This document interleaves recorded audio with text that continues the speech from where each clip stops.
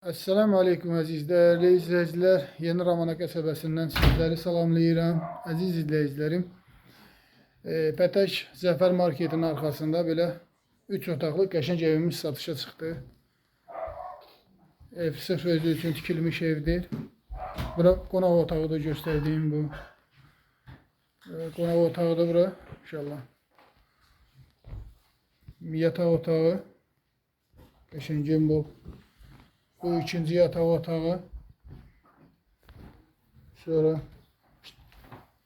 bu mətbəxtidir. Onu götür xanıma zəhmət etsə. Bura sanitar qovşağıdır. Belə. Ev sırf özü üçün tikilmiş evdir. Mənim makler evi deyil Allah'ın izniyle. Kimə belə gözəl ev lazımdırsa bizdən əlaqə saxlasın. Evin çölü hissəsində sizi çəkilişini eləyim inşallah. Tamam, tapışkanı ceyini.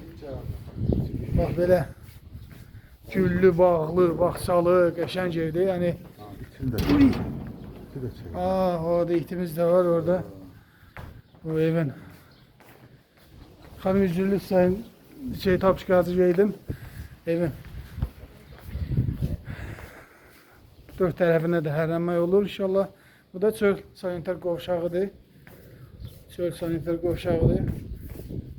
Belə. Bura evin arxasını da sizə göstəreyim. Belə. Burada əl damıdır.